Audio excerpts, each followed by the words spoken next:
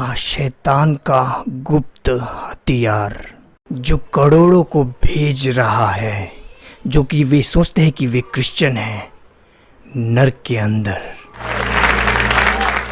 Hello, मैं सिद्धार्थ और मेरे साथ है आइविन टर्डल। और आइविन, आपने कुछ ऐसा देखा है जो कि बहुत ही कम इस पृथ्वी के लोगों ने देखा है, जो कि अदृश्य दुनिया से है। तो आप एक क्रिश्चियन बच्चे की तरह ही बड़े हुए और आपने यीशु मसीह को भी स्वीकारा है, लेकिन जल्दी आपने परमेश्वर की बातों पर मन लगाना छोड़ दिया था, जिसका ताल्लुक आपके खराब बचपन से है। इसके बारे में मुझे कुछ बताएं। वेल सिड, बचपन से ही मुझे ADHD दिमागी बीमारी थी, लेकिन हम ये नहीं जानते थे कि मुझे ये बीमारी है। तो मैं हर वक्त परेशान रहा करता था। मेरे पिताजी बहुत ही गुस्सैल इंसान थे। वो मुझे बेल्ट से मारा करते थे। यहाँ तक कि आप अगर मेरे एक्सरे देखेंगे तो मेरे एक्सरे में आपको मेरी टूटी हुई पसलियाँ दिखेंगी, जो कि मेरे पिताजी ने मुझे बेल्ट से मारा था। मैंने अपने जीवन में बहुत कुछ सहा है सच में, और मैं अकेले ही रहा करता था, बिल्कुल अकेला। और खेलने के लिए भी मैं जंगलों में जाया करता था। 26 साल की उम्र में आपका खून बिल्कुल जम गया था, जिससे कि इनकी मौत हो गई थी।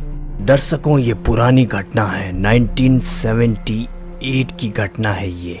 मैं आपको उस समय में लेके जा रहा हूँ जहाँ पर आप हॉस्पिटल के अंदर थे। 9:20 को रात को वहाँ पर किसी चीज़ ने आपको पकड़ लिया था और आप उठ गए थे। वो क्या था? जी हाँ सिड, जी हाँ, मैं हॉस्पिटल के अंदर था। लगभग 9:20 हो रहे थे। मैं सो रहा था। किसी चीज़ ने मेरे लेफ्ट हाथ में पकड़ लिया और मुझे बेड से बिल्कुल नीचे गिरा दिया।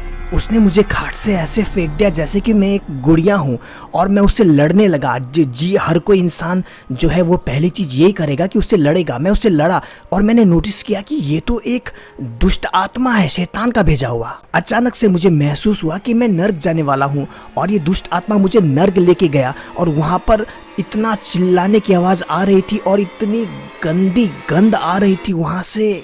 वो मुझे नर्क में ले जा रहा था और आप सच में महसूस कर सकते हैं जाते हुए। और जब मैं एकदम अंदर पहुँचा तो वहाँ पर मैंने देखा कि वहाँ पर बहुत सारे लोग हैं, अलग अलग जाति के। मैंने उन लोगों को देखा जिन्हें जानता था, ऐसे लोग जो मेरे बचपन के थे और ऐसे लोग जो कि मेरे पहले के पास्टर थे। तो आपने उन लोगों को देखा जो क्रिश्चियंस थे। Oh yes, yes. जब आप आत्मिक दुनिया में जाते हो तो आपको बिल्कुल अलग महसूस होता है। जैसे कि अगर आप किसी व्यक्ति को देखते हो तो उसके बारे में आपको सब पता चल जाता है। आत्मिक दुनिया में बातचीत की कोई भी जरूरत नहीं पड़ती। आप बस उन्हें देखते हैं और उनके बारे में आपको धीरे धीरे सब कुछ पता लग जाता है। ये खुद ब खुद होता है, बिल्कुल खुद ब खुद। वहाँ मैंने ऐसे लोग देखे, मैंने सोचा भी नहीं था कि मैं उन्हें देखूंगा। वो विश्वासी लोग थे और उन्हें बहुत ही ज़्यादा सताया जा रहा था। वहाँ पर लोगों को जो सताया जाता है वो बड़ा भयंकर है। और एक चीज़ जो मैंने नोटिस की वो ये है कि वहाँ पर बहुत ही ज़्यादा निराशा होती है। सिड, एक बार आप अगर नर्क चले गए तो आपका काम तमाम। जी हाँ, बिल्कुल आपका काम तमाम हो जाएगा। आप वहाँ पर कितना भी प्रार्थना करो, आपकी प्रार्थना कहीं नहीं जाएगी।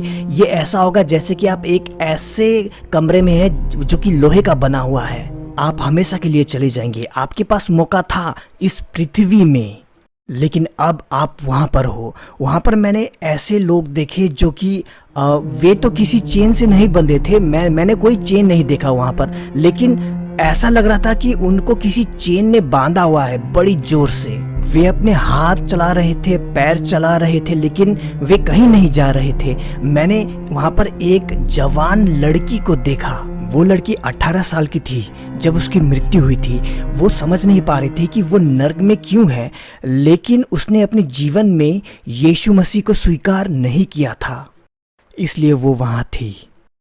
आपने देखा करोड़ों लोगों को जो चर्च जाते थे और झूठ बोलते थे नर्क के अंदर।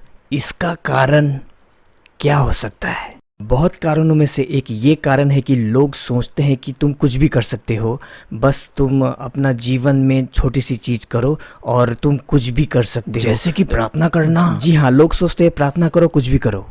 आप ऐसा बिल्कुल नहीं कर सकते हैं, बिल्कुल नहीं। लेकिन उन शिक्षाओं का क्या जो सिखाती है कि एक बार अगर आपने प्रभु पे विश्वास किया तो आपका भूत भविष्य वर्तमान का सब पाप माफ हो जाएंगे, आपको कुछ भी नहीं करना पड़ेगा।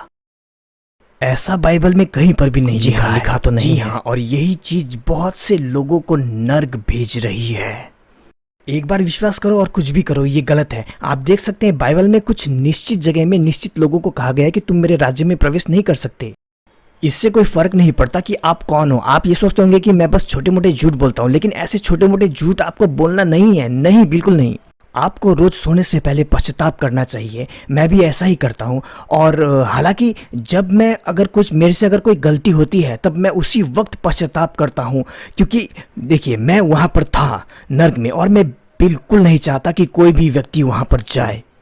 आपने कुछ ऐसी चीज़ें देखी जो हमारी मदद कर सकती हैं, जैसे कि आपने देखा कि दुष्ट आत्माएं स्वर्ग और नर्क में ऊपर नीचे कर रही हैं ताकि वे लोगों को धोखे में डाल सकें, और स्पेशली बच्चों को वो धोखे में डाल सके। इसके बारे में बताएं। ये धोखा बहुत बुरा है सच में।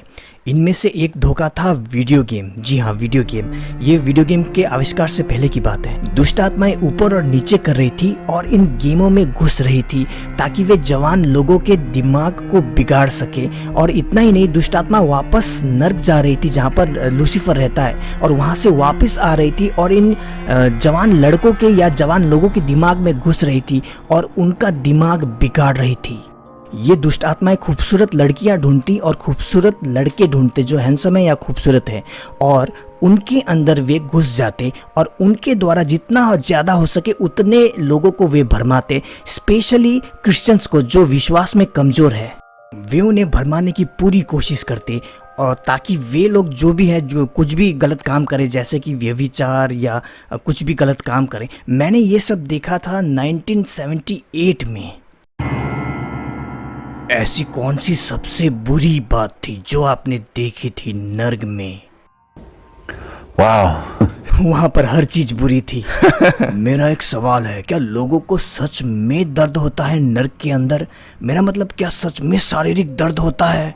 ओ सीड, वहाँ का दर्द सबसे खराब है। अगर यहाँ पर पृथ्वी में अगर आपका कहीं पर अगर कट जाता है तो आपको वहीं केवल उस एरिया में दर्द होता है, लेकिन अगर आप आत्मा में होते हो और नर्क में होते हो तो आपके पूरे शरीर में दर्द होता है। तो हर वो जगह जहाँ पर दुष्ट आत्माएं आपको खरोचती हैं और काटती हैं, उस घाव से आपके पूरे शरीर में दर्द होता है। आप वहाँ बेहोश नहीं होते। शरीर में अगर आप सह नहीं पाते तो बेहोश हो जाते, लेकिन वहाँ आप बेहोश नहीं होते। ये कभी खत्म नहीं होता। सिड, यही तो बात है। ये कभी भी खत्म नहीं होता और चलता ही रहता है, हमेशा चलता ही रहता है। ये पीड़ा चलती ही रहती है। तो कोई आशा नहीं, नहीं कोई आशा नहीं।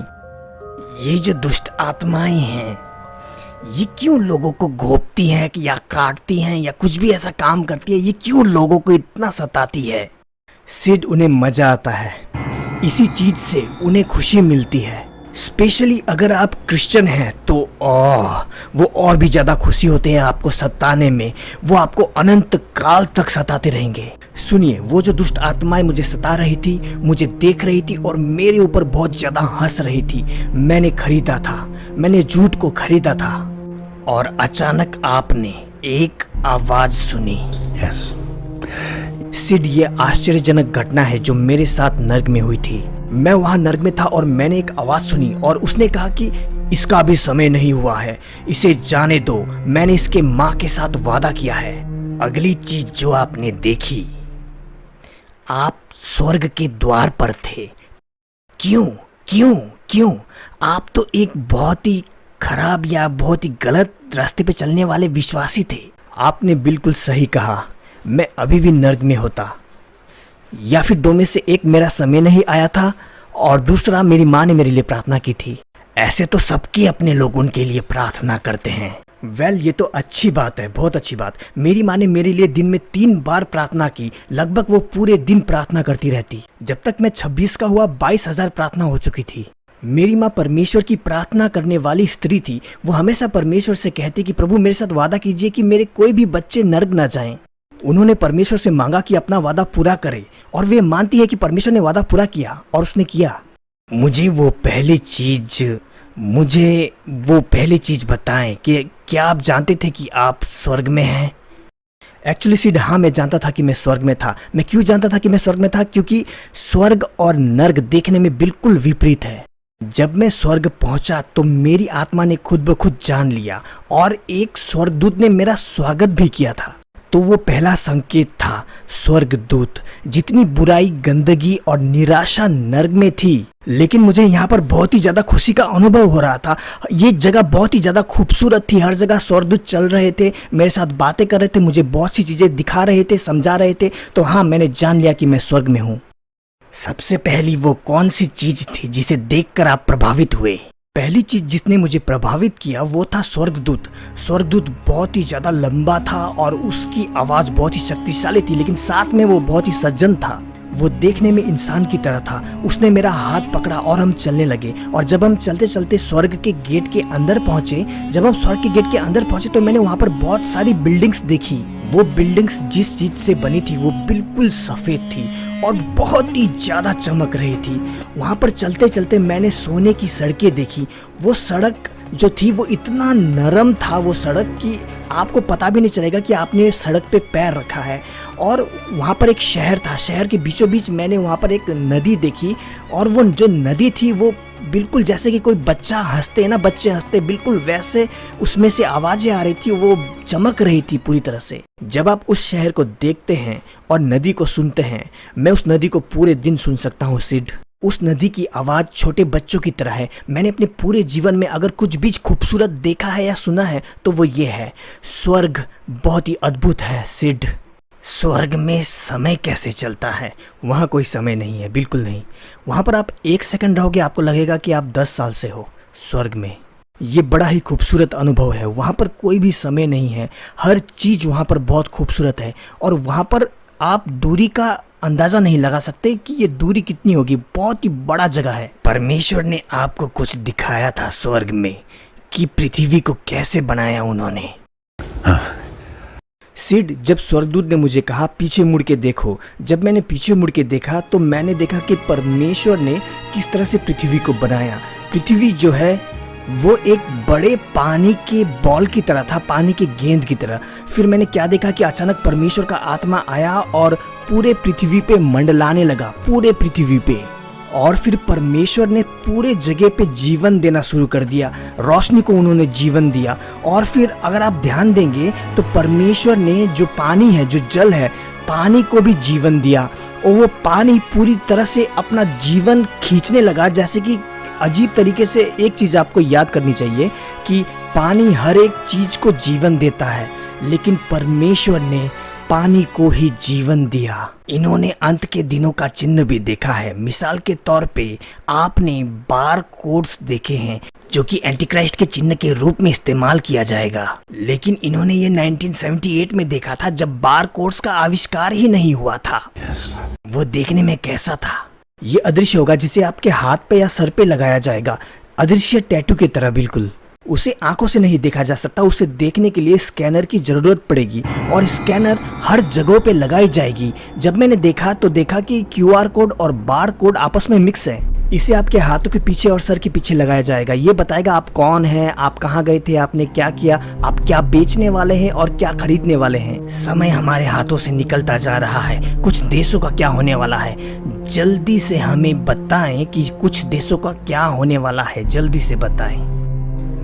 अभी उदाहरण के लिए रशिया को लेते हैं। अभी कुछ घटना हो चुकी है और कुछ घटना होनी बाकी है। मैंने देखा था कि रशिया में जो है वो बड़े बड़े गड्ढे मैंने देखे रशिया में। इसके बारे में मैंने अपनी किताब में भी बताया है कि ऐसी घटनाएं होने वाली हैं। बहुत जगह में बड़े बड़े बम गिरने वाले हैं। वहाँ के लोग सोचेंगे कि हम सब ठीक कर देंगे, लेकिन असलियत में बात और भी ज़्यादा बिगड़ जाएगी और वहाँ पर बहुत ही ज़्यादा बात बिगड़ जाएगी और ये बहुत ही अविश्वसनीय होगा। मैं एक बात बोलना चाहता हूँ, इस पृथ्वी में कोई भी जगह सुरक्षित नहीं है, केवल यीशु को छोड़ के।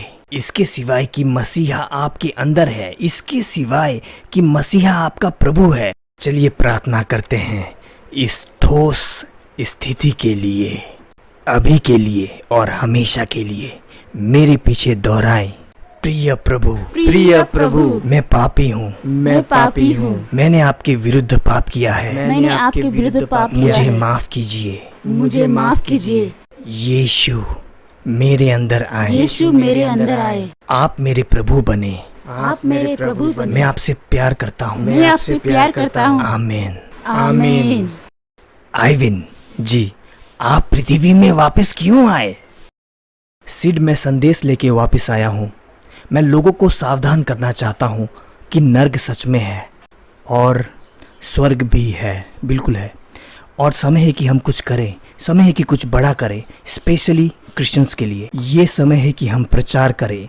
एक बड़ी महिमा आ रही है और जो हमें करना है वो ये है कि हम इन सब चीज़ों के लिए तैयार रहें। आपने अभी तक इस विषय में लोगों के सामने मुंह नहीं खोला था, लेकिन 35 साल बाद आप अपना मुंह खोल रहे हैं। ऐसा क्यों? आप इस विषय में 35 साल बाद क्यों बोल रहे हैं? सिड, जब मुझे वापस भेजा गया था तब मुझसे कहा गया था कि इस विषय में किसी से बात मत करना, किसी को कुछ मत बताना जब तक कि पवित्र आत्मा तुमसे ना कहे।